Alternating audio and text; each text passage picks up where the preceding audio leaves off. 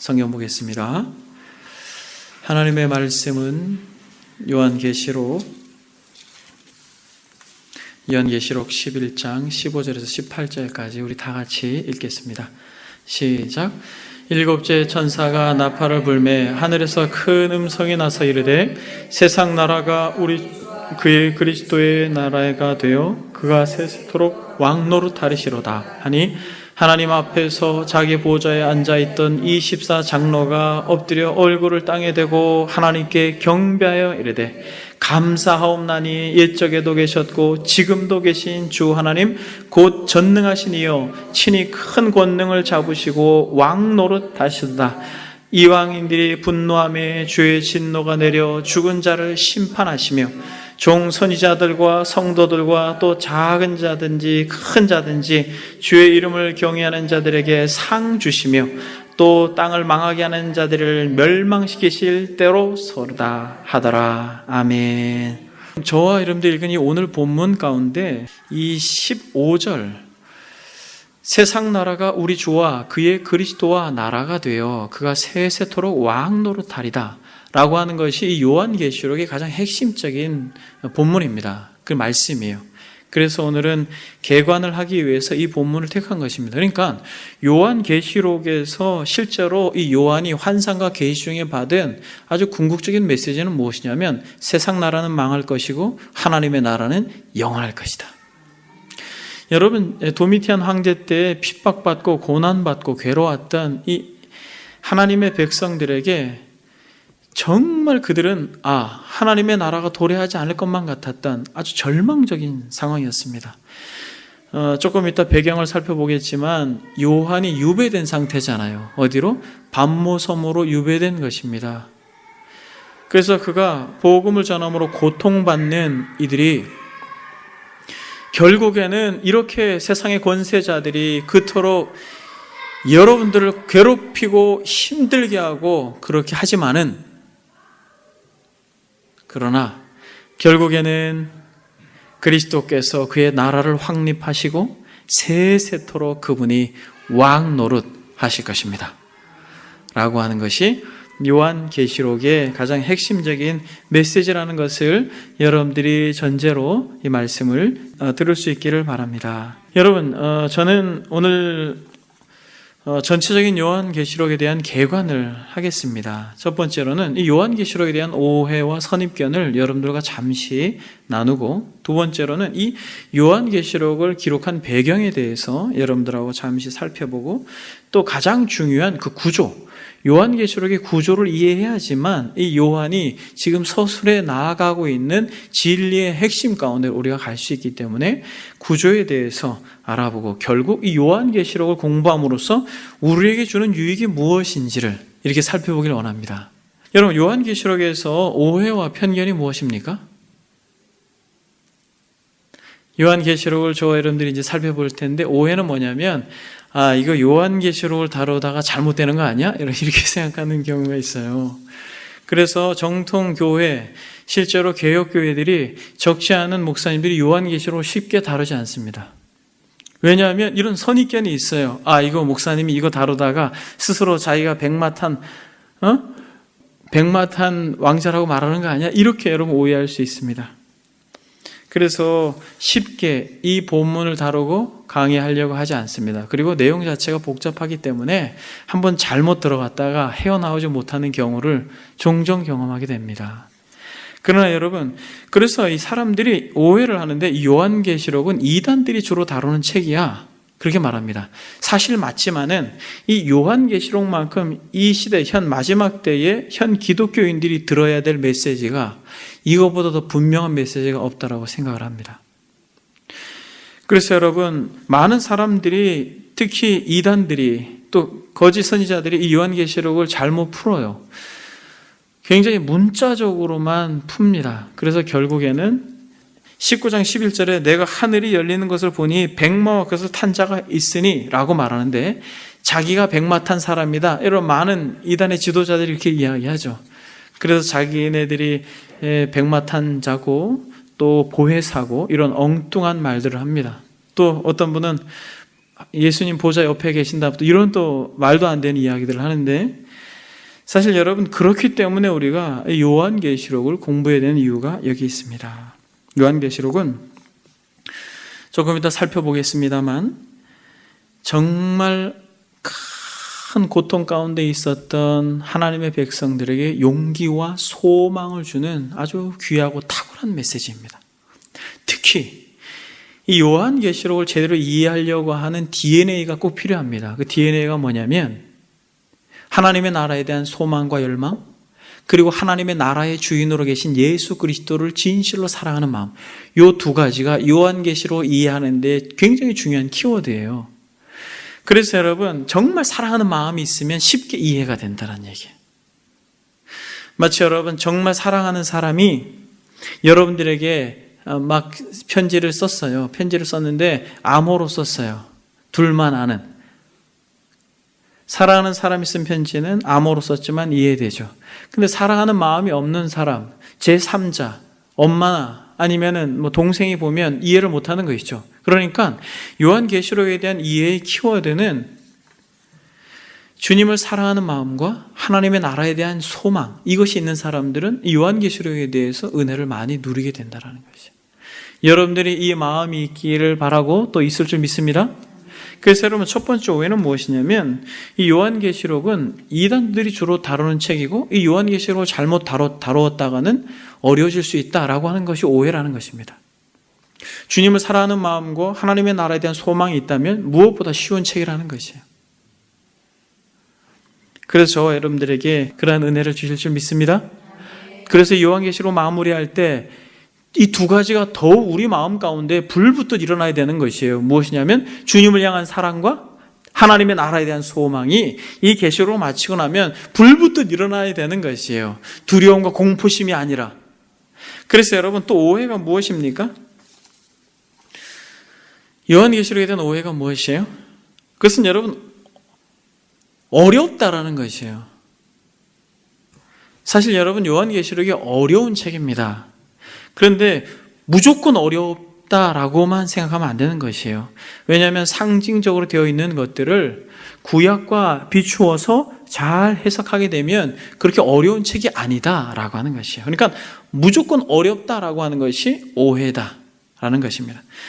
그래서 여러분 이제 어렵게 느껴지는 것은 여러 가지 상징적인 상징적인 의미들이 있기 때문에 그래요. 뭐 예를 들어서 14만 4천, 666, 12, 뭐 하나, 6, 7 뭐 이런 숫자들이 있는데 이런 숫자들이 다 의미를 부여하고 구약의 메시지 속에서 또 성경 신학적 관점에서 이 단어 하나하나 가운데 의미가 있기 때문에 그렇게 어렵지 않고 또 7인, 7나팔, 7대접, 음녀, 2증인, 바벨론 이런 거 있잖아요.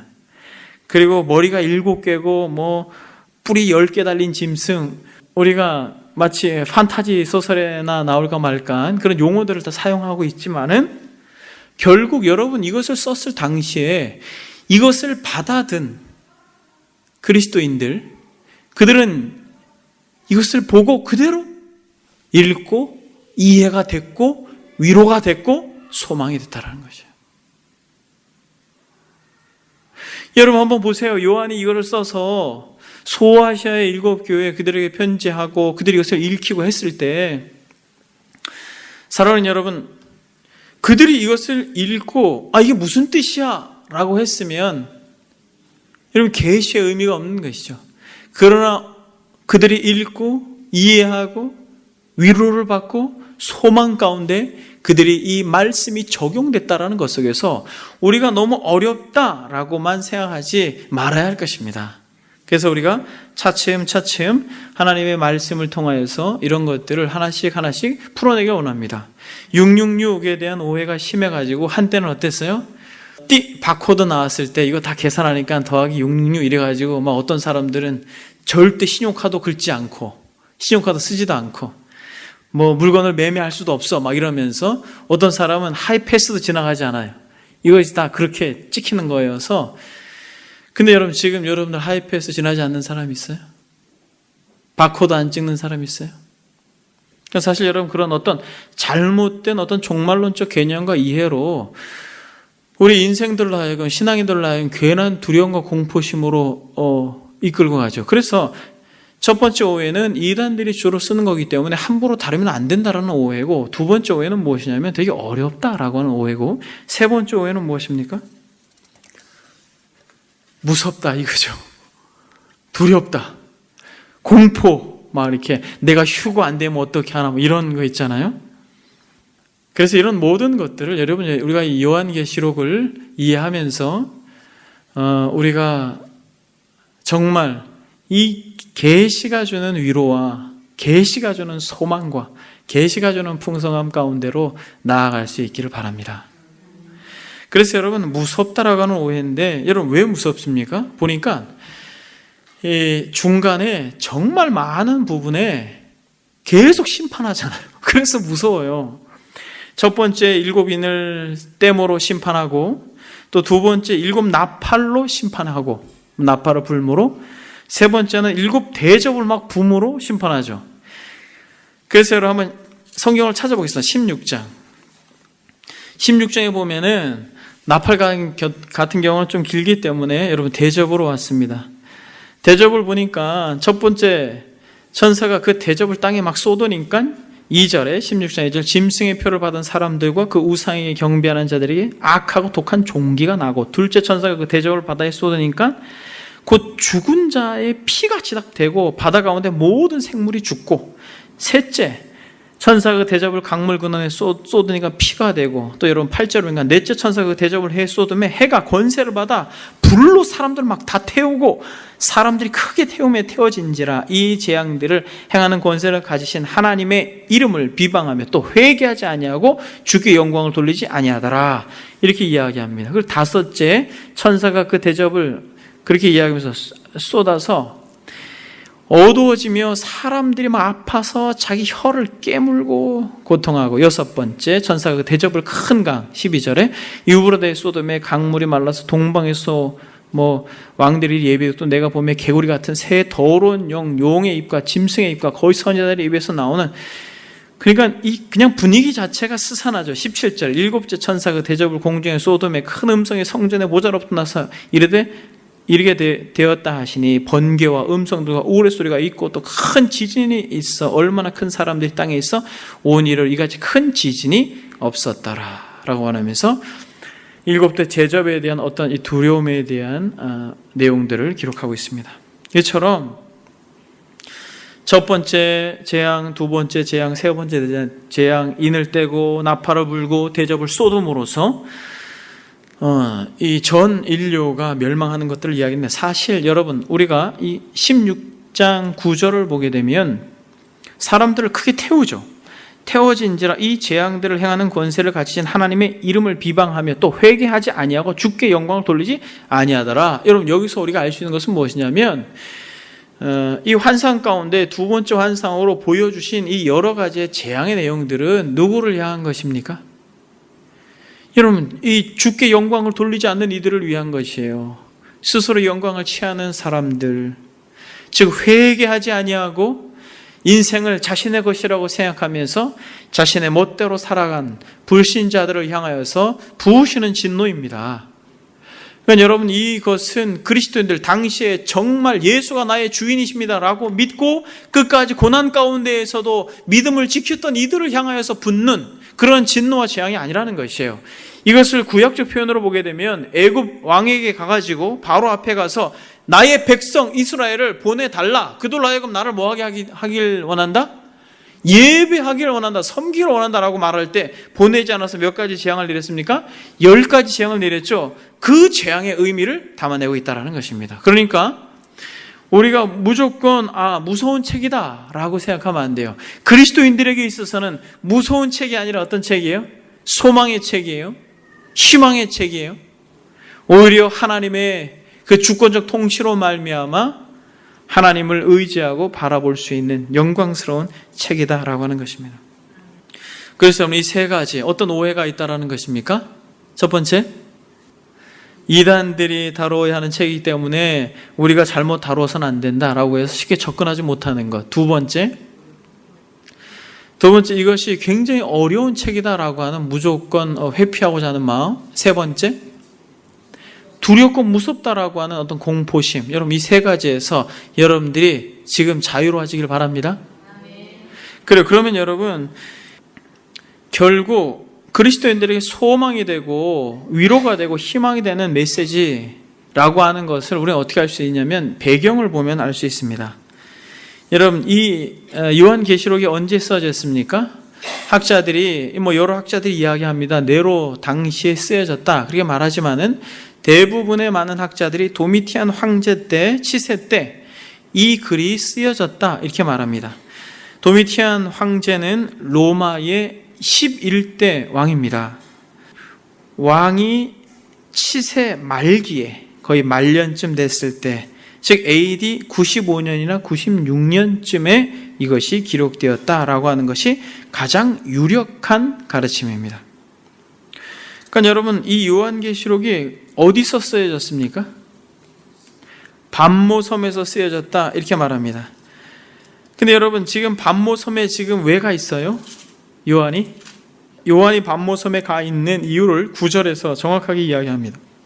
나 요한은 너희 형제요 예수의 환난과 나라와 참음에 동참하는 자라. 하나님의 말씀과 예수를 증언하였으므로 말미암아 밤모라운 섬에 있었더니. 여러분 보세요. 지금 요한이 밤모라고 하는 섬에 왜 있습니까?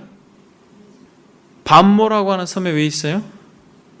나 요한은 너희 형제요 예수의 환난과 나라와 참음에 동참하는 자라 이렇게 말하고 있습니다. 나 요한은 너희 형제요 예수의 환난과 나라와 참음에 동참하는 자라. 하나님의 말씀과 예수를 증언하였으므로. 여러분 지금 이 섬에 와 있는 분명한 이유는 무엇이에요? 하나님의 말씀과 예수를 모하였기 때문에, 증언하였기 때문에 이렇게 말해요. 다시 말하면 예수가 그리스도입니다 라고 말했기 때문에 그래요.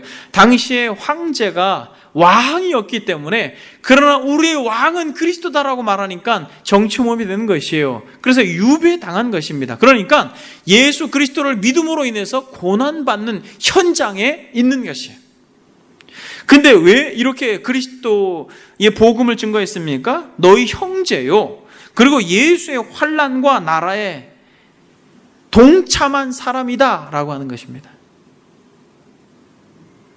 그래서 예수의 환난과 나라와 참음에 동참하는 자라. 하나님의 말씀과 예수의 증언하였으므로 말미암아 밤모라고 하는 섬에 있었다. 여러분 여기서 이 요한이 유배를 당했는데 이 글을 쓸 시기에 그리스도인들에게 큰 박해가 있었어요. 그래서 유일하게 사도 가운데 생존해 있던 사람은 이 사도 요한 외에 없다. 그렇게 성경학자들이 이야기합니다. 이 밤모라는 섬은 아주 작고 황량한 섬이라고 그렇게 학자들이 이야기를 해요. 그러니까 사람이 살기에는 그렇게 윤택한 환경은 아니었다라는 것이죠. 그래서 이 섬은 에베소 남서쪽 에게해, 다시 말하면 동지중해 쪽에 이 그 해역 가운데 있었던 섬인데, 이 복음을 신실하게 전하는 이 요한을 그냥 유배시켜 버리는 것이에요. 거기서 죽어라 이렇게 된 것입니다.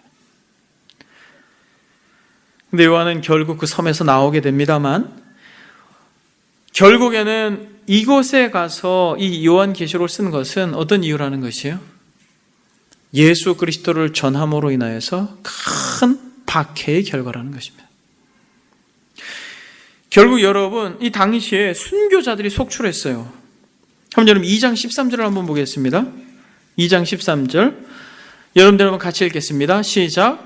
내가 어디에 사는지를 내가 아노니 거기는 사탄의 권자가 있는 데라. 내가 내 이름을 굳게 잡아서 내 충성된 증인 안디바가 너희 가운데에서 곧 사탄이 사는 곳에서 죽임을 당할 때에도 나를 믿는 믿음을 저버리지 아니하였다. 이런 주께서 뭐라고 말씀하시냐면, 사탄의 가장 중심 본부가 있었는데 버가모, 거기서 결국 죽임을 당할 때에도 나를 믿는 믿음을 저버리지 않았다. 그러니까 여러분 지금 이 글 속에서도 우리가 알 수 있는 것은 무엇이냐면, 예수 그분을 나의 구주로 믿음으로 인해서 죽음도 불사하지 아니하고 그렇게 기꺼이 싸늘한 시체로 순교의 자리로 나아간 하나님의 사람들이 있었다라는 것입니다.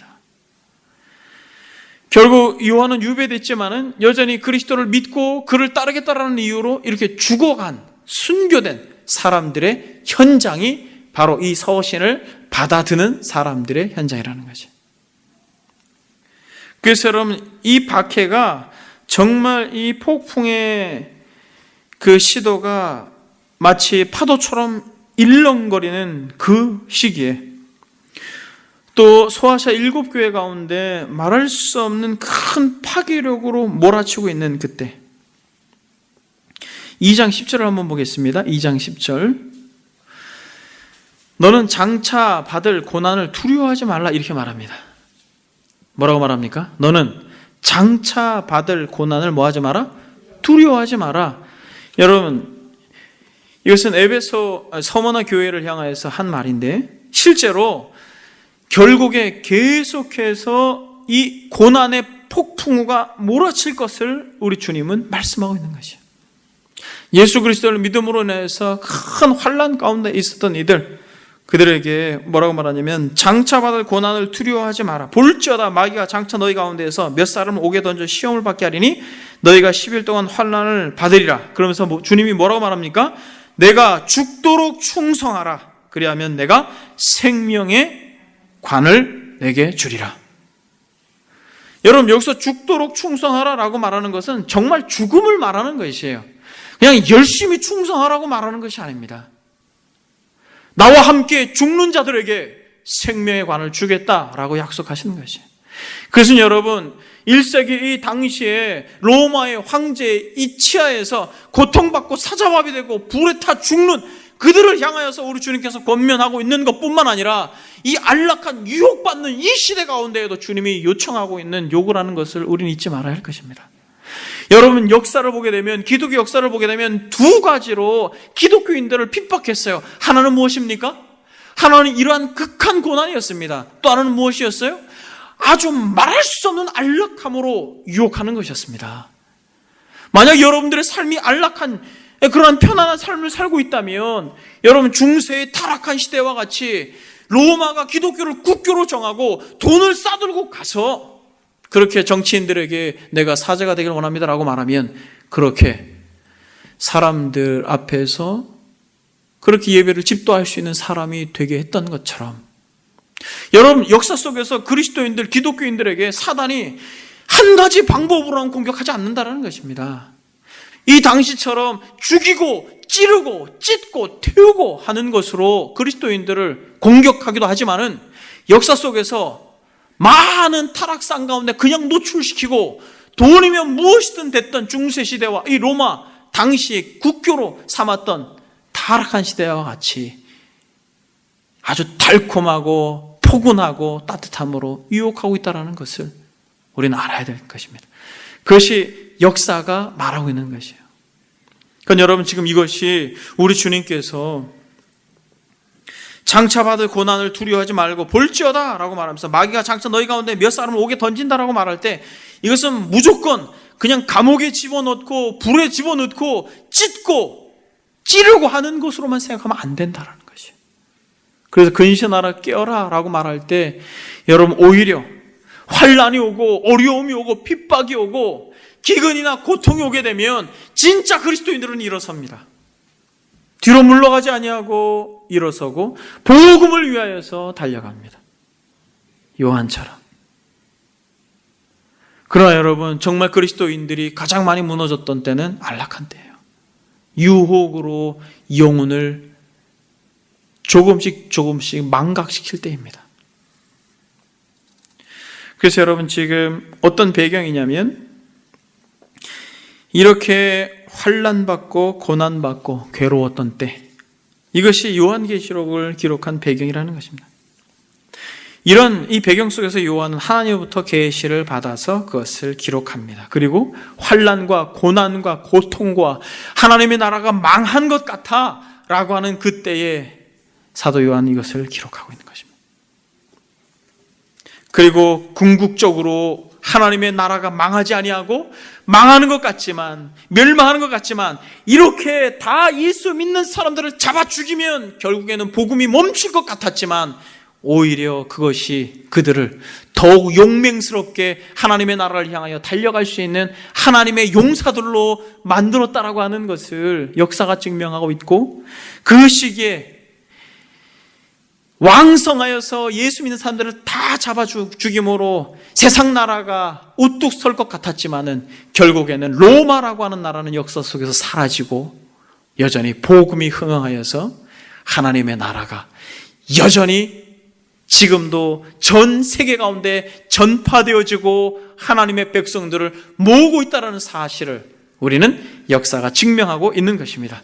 그러면 여러분, 요한계시록의 배경이 이런 사람들을 향하여 썼다라는 것이에요. 그래서 여러분, 여기서 굉장히 중요한 게 이 계시록의 구조입니다. 구조.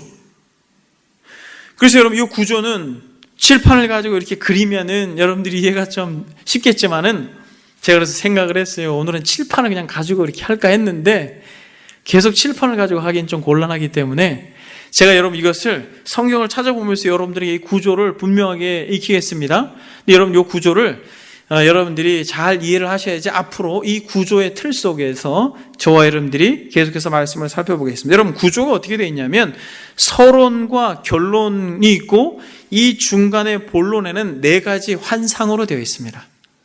이 구조가 굉장히 다양한 학자들마다 다르지만은 정말 충분한 근거에 의해서 특히 이 성경 자체가 증거하고 있는 메시지를 통해서 4가지의 구조로, 4가지의 환상으로 되어 있다.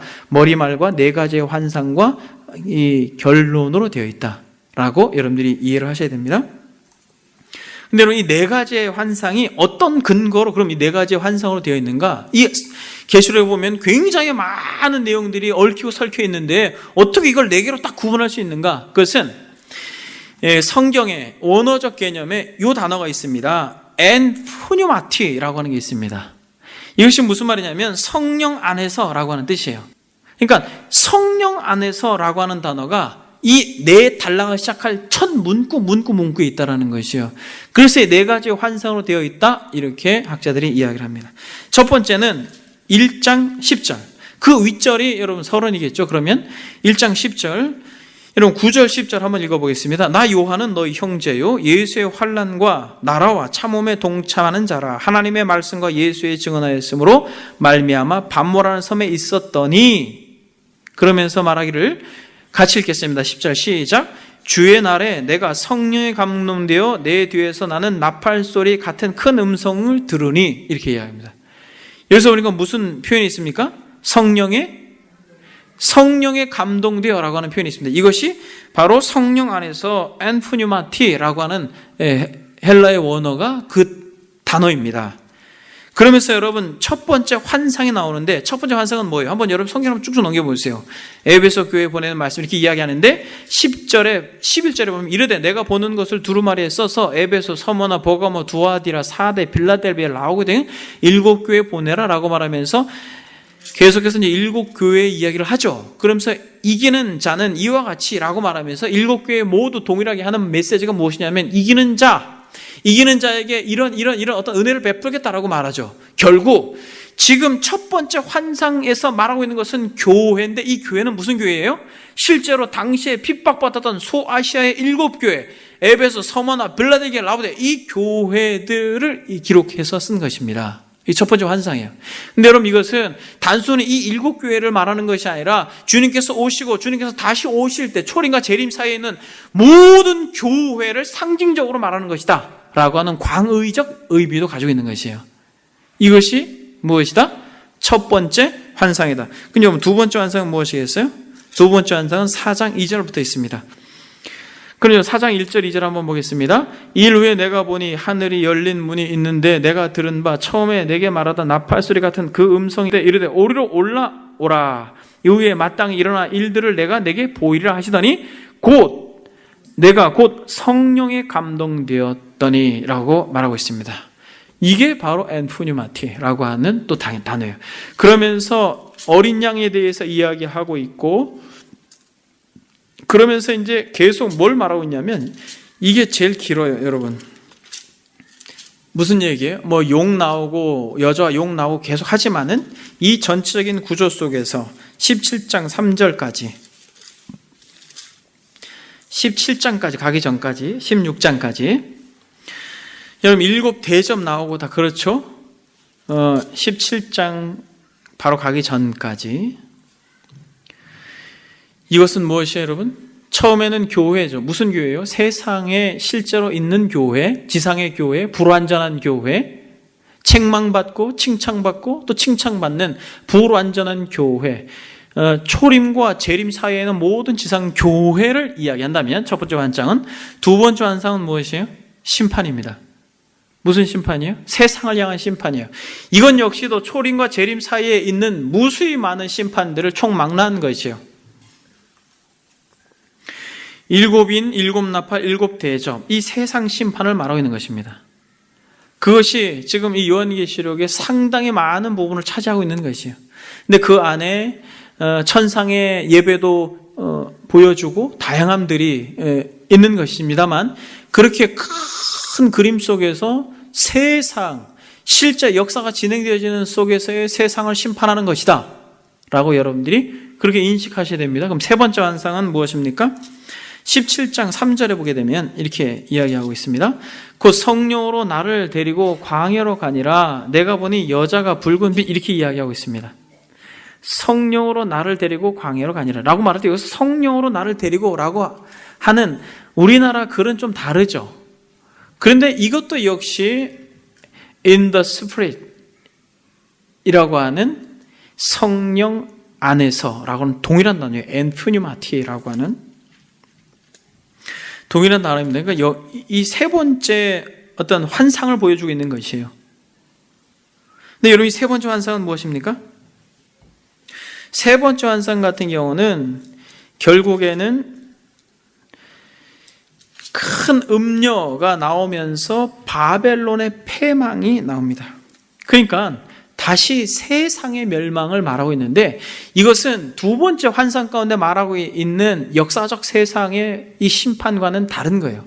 이것은 큰 바벨론이라고 하는 마지막 이 세상의 멸망, 종말 때에 말하는 마지막 세상의 심판을 말하는 것입니다. 그래서 이 바벨론의, 큰 바벨론의 심판을 말할 때는 1시간 안에 망해요. 금방 망해버려요. 성경을 한번 보겠습니다. 18장 10절 여러분들 한번 읽어보겠습니다. 시작. 그의 고통을 무서워하며 멀리 서서 이르되 화이또다 화이또다 큰 성 경관성 바벨론이여 1시간에 내 심판이 이르렀다. 그렇죠 여러분, 1시간에. 그리고 17절 한번 보겠습니다.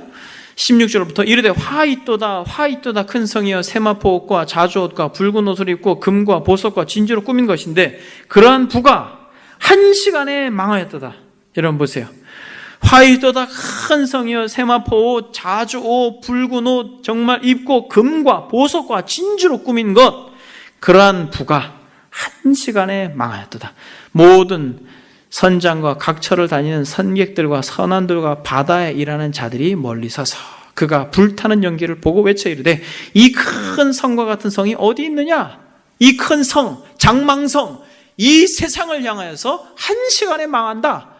부를 향하여서 달려가는, 그것이 전부인 줄 알고 달려가는 이들이 이것을 입고 누리고 있는 그 순간에 그대로 망한다는 것이죠. 그리고 19절을 보겠습니다. 티끌을 자기 머리에 뿌리고 울며 애통하며 외쳐 이르되 화이또다 화이또다 이 큰 성이여 바다에서 배에 부리는 모든 자들이 너희 보배로운 상품으로 치부하였더니 어떻게? 1시간에 망했다. 여러분, 1시간이 무엇입니까 여러분? 1시간이 그러나 1시간 이게 아니에요. 한순간이에요. 한순간. 여기서 싱글 모먼트라고 말하고 있습니다. 영어 성경에는. 바로 한 찰나, 그냥 한순간이에요. 1시간이 아니라. 그러니까 이 종말의 때 주님이 재림하면 그냥 그대로 망하는 세상을 말하고 있는 것입니다. 마치 노아 홍수 당시에 한순간에 하늘에 창이 열리고 바다에 샘이 터짐으로 그들이 시집가고 장가가고 그들의 삶을 누렸던 그 순간에 그대로 망해버리는 것처럼 도적같이 임하는 그 타임을 말하는 것이죠. 한순간에 망하는 것이죠.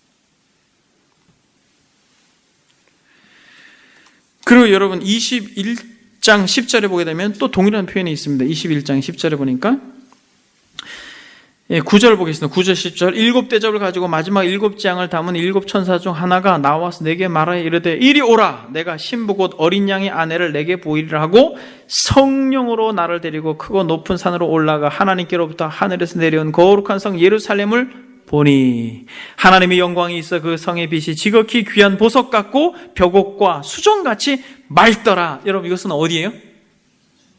천국이죠. 여러분들 성경에 이 부제목으로 새 예루살렘이라고 했죠. 그래서 여러분 이것을 교회다 이렇게 말합니다. 이것은 어떤 교회예요? 천상의 교회다.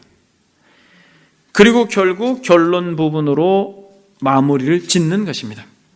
그러니까 여러분 전체적인 구조가 이해됐죠? 첫 번째 머리말이 있고, 두 번째 본론 가운데는 네 가지의 환상이 있고, 마지막 결론 부분이 있는데 이 네 가지 환상은 구조가 어떻게 되어 있어요? 지상의 교회, 세상 심판, 마지막 종말의 심판, 천상의 교회 이렇게 되어 있다는 것이에요. 여러분 지금 이해되십니까? 그러니까 여러분 결국에는 무엇과 무엇의 대조로 계속 되어 있다는 거예요. 앞에 두 가지는 짝을 이루고 있습니다. 어떤 짝이에요? 지상의 교회가 지상의 교회와 이 지상의 교회를 담고 있는 점점 망하고 있는 세상과 종국의 한순간에 망할 이 세상과 결국 한순간에 도래할 하나님의 나라, 교회. 이렇게 교회와 세상, 세상과 교회로 구성되어 있다는 것이에요. 그래서 여러분, 지금 이러한 이 환상 가운데 요한이 말하고 있는 핵심은 무엇이에요? 결국 세상은 소리치고 당당하게 권좌에 앉아서 보좌에 앉아서 예수 믿는 자들을 다 죽이는 그러한 절대 권력을 가지고 영원히 지속될 것 같아 보이지만은 한순간에 망한다. 점차 하나님의 개입으로 망하지만은 결국 한순간에 큰 바벨론 성이 화로다 라고 말하면서 결국 그대로 무너질 거라는 거죠. 그리고 새하늘과 새 땅, 새 예루살렘이 도래하여서 결국에 너희들이 그 고난받고 힘들고 어려운 순간을 견뎌낸 너희들은 그 나라에 도래하여 그 영광스러운 잔치에 참여할 것이다. 그래서 여러분 환상 가운데 정말 14만 4천의 무리들이 은혜를 누리는데 장로 중에 하나가 이들이 어디서 왔느냐라고 물을 때 여러분 어디서 왔다라고 말합니까? 이들은 큰 환난 가운데 있다가 온 자들이다 이렇게 말하죠. 그들은 옷이 하얀데 어디서? 피로 씻음받은 고난, 역경, 섬김, 상처, 아픔으로 그 옷을 끝까지 더럽히지 아니하고 음녀, 악한 세상에 더럽히지 아니하고 환난 가운데서 나온 자들이다 이렇게 말하죠. 그게 좁은 문을 들어서서 좁은 길을 가는 사람들, 온유와 겸손함으로 일관되게 그렇게 세상에 그 으르렁거리는 도전 앞에서 믿음으로 겸손히 살아가는 인생들, 그들을 말하는 것이죠. 그래서 여러분 요한계시록에서 결국 이 계시록을 읽는 이들은 그래, 우리가 지금은 고난받고 지금은 괴롭고 이렇게 힘든 시간을 보내지만은 아니야, 하나님은 살아계시고 하나님의 나라가 반드시 도래하고 새하늘과 새 땅에서 놀랍게 주와 함께 뭐 할 것이에요? 왕 노릇할 것입니다. 마라나타, 주 예수여 어서 오시옵소서. 그래서 여러분 초대교회 성도들의 인사가 두 개가 있었어요. 무엇이었습니까? 샬롬. 또 하나는 마라나타였어요. 여러분 이 인사말이 너무 슬픈 거예요. 여러분 왜 샬롬이에요? 은혜와 평강이 너희에게 있을지어다 이렇게 말하지만은 왜 샬롬이에요? 어제는 샬롬이었는데 오늘은 죽었어요. 여러분. 그래서 여러분 샬롬이라고 하는 게 굉장히 어떠한 가슴을 저미는 단어예요. 여러분 샬롬. 그들이 그 고난과 핍박 가운데 피해서, 저도 가본 적이 있지만 갑바도기에 거기에 구멍을 뚫어가지고 거기서 은폐해가지고 은닉해서 살아가고, 거기서도 잡혀서 죽으니까 땅속으로 들어가가지고 거기서 어깨도 제대로 피지 못하고, 거기서 애를 낳고, 거기서 죽고, 거기서 짐승을 키우고, 거기서 이 볼일을 보고, 그래서 병들고, 제 나이가 들어서 죽는 것이 아니라 그렇게 병들고 죽고, 그들이 샬롬, 잡히면 죽는 그 현장에서 샬롬, 그러면서 마라나타, 주님께서 곧 올 거야. 주님께서 속히 올 거야. 사실 여러분, 기독교, 그리스도인, 여러분, 그들은 이렇게 안락하고 편안한 삶 가운데 그저 발장 끼고 나의 안위와 유익과 만족을 위해서 그리스도를 이용하는 이들이 아니라 그리스도와 함께 죽기로 결단하고 각오한 사람들인 것이에요. 세상이 교회를, 세상이 기독교를 아무리 핍박하고 어렵게 해도 절대로 뒤로 물러서지 아니하고 주와 함께 죽고 주와 함께 살겠다라고 그렇게 삶을 던진 사람들이 그리스도인인 것입니다. 근데 현대의 교회가 약해져도 이렇게 약해질 수 없는 거예요. 샬롬, 정말 서로에게 전우해, 정말 그리스도의 군사로 부름받아서 결국 아까도 살펴보았지만 이 불완전한 지상의 교회, 소아시아 7교회를 말할 때 칭찬하고 칭찬과 책망하고 라고 하는 책망을 더 많이 받아야 했던 불완전한 지상교회에서 이기는 자들에게 영광스러운 은혜를 주겠다고 하는 것은 끊임없이 평안해 보이지만은 사단이 계속해서 도전하고 있는 이 교회 공동체 안에서 믿음을 지켜나가는 저와 여러분들이 전투적 그리스도인들로 살아가야 된다는 것을 우리가 깨닫고, 샬롬, 평안합니까? 사단의 도전을 받지 않았습니까? 세상의 도전을 받지 않았습니까? 여전히 우리가 편안한 세상을 살아가고 있지만 그 당시나 지금이나 여전히 사단 으르렁거리면서 삼킬 자를 찾고 있다는 사실을 알고 우리의 마음이 미끄러져, 그렇게 그리스도로부터 멀어져 마음이 딱딱하게 굳어서 돌짝박 같은 마음으로 있어서는 안 된다라는 것이에요. 그래서 여러분, 요한계시록이 주는 메시지는 참으로 의미심장한 메시지들이 많이 있습니다. 그래서 여러분, 계시록을 우리가 잘 이해하면 우리에게 주는 유익이 무엇입니까? 계시록을 잘 이해하면, 여러분, 정말 계시록을 잘 이해하는 사람들에게 주는 큰 유익은 뭐냐면 성경이 새롭게 보여요. 왜냐하면 이제 드라마를 보게 될 때 제일 중요한 부분이 어디예요, 여러분? 그 영화를 보게 된다고 했을 때 앞부분, 어떻게 스토리가 전개될지 앞에 어떤 굉장히 많은 메시지가 있잖아요. 앞부분을 딱 놓쳐버리면 계속 이 영화를 보는 내내 헤매잖아요. 그리고 또 어디를 보면은 이게 이해가 안 돼요? 마지막 부분을 보지 않으면 여러분, 이 드라마나 이 영화가 제대로 이해가 안 되죠. 그래서 참 드라마를 좋아하시는 우리 분들은 꼭 뭘 보려고 그래요? 종결편, 마지막 편은 꼭 보려고 그래요. 열인을 제쳐놓고도 꼭 봐요. 왜냐? 어떻게 될지 이게 궁금해. 얘네들이 헤어질지, 얘네들이 결혼할지 이게 궁금한 것이죠. 그래서 여러분, 이 요한계시록을 제대로 이해하게 되면 창세기를 제대로 이해하게 되고, 창세기와 요한계시록, 특히 창세기 1장과 2장이 요한계시록 22장 그 말씀과 아주 잘 문맥이 동일하게 맞습니다.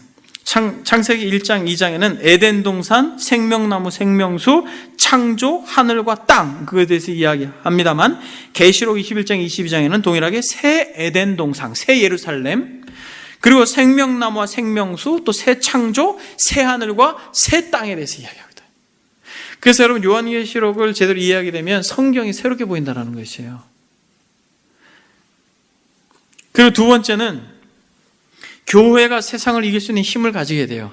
역사가 계속해서 교회를 유혹했던 것은 두 가지 방식이었습니다. 하나는 물리적으로 핍박하면서, 또 하나는 안락함으로, 중세 시대 때는 돈을 줌으로 사제권을 주었고 돈만 있으면 그렇게 교회 공동체 안에서 대접받고 인정받았던 그러한 유혹에 넘어져 가는 사람들에게 경계심을 불러일으킬 수 있는, 핍박 가운데에서도 아니면 안락함과 평안함 가운데 유혹 가운데에서도 교회가 세상의 유혹을 이길 수 있는 메시지를 요한계시록에서 우리는 배우게 된다는 것이.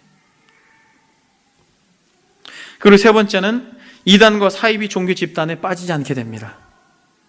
왜냐하면 대부분 이단들이 뭘 가지고 접근해요? 요한계시록을 가지고 접근합니다. 그래서 여러분 저희가 잘 알면 오히려 더 무장하고 잘 준비되어서 많은 사람들에게 여러분들이 계시록은 그렇게 어려운 책이 아니야, 여러분들이 그렇게 그들을 그리스도께로 인도할 수 있을 줄 믿습니다. 그래서 여러분 계시록에서 궁극적으로 말하고 있는 것이 무엇이에요? 두 가지, 그리스도와 그리스도의 나라입니다. 그래서 여러분 말씀 서두 여러분들에게 말씀드렸던 것처럼 예수 그리스도 그분을 사랑하는 사람들은 요한계시록이 좀 쉽게 읽혀져요. 그리스도께 관심이 있는 사람들은 계시록이 좀 쉽게 읽혀져요. 그리고 진정 그의 나라, 주님이 반드시 다시 오실 것입니다 라고 하는 마라나타, 주 예수여 어서 오시옵소서 라고 하는 열망과 갈망이 있는 사람들은 요한계시록이 좀 더 쉽게 읽혀져요. 그래서 궁극적으로 우리가 요한계시록 이것을 살펴보면서 우리 마음 가운데 분명한 목적은 막 두렵다, 막 휴거 될까 말까, 666이 뭐야, 마지막 종말의 때가 어떻게 돼 라고 한 어떤 두려움과 공포가 아니라 더 그리스도를 사랑하고 많은 목소리와 같이 또 불꽃 같은 눈으로 계신 분, 주석 같은 발을 가지고 계신 분, 앞으로 살펴보겠습니다만 금 흉배를 두르고 있는 그리스도, 다 계시록에 나와 있는 표현입니다.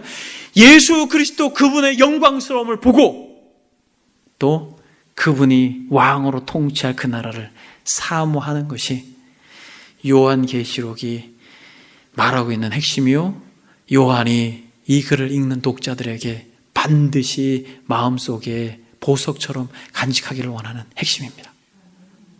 그래서 여러분 조금씩 이 계시록이 풀려나가면서 여러분들의 얼굴이 정말 주를 사모하는 영광스러운 얼굴이요, 하나님의 나라를 소망하는 정말 그리스도의 정말 말할 수 없는 은혜를 입은 자들의 얼굴로 변화되어지는 놀라운 축복과 은혜가 이 시간에 이 적은 무리 가운데 넘쳐나기를 주의 이름으로 축복합니다.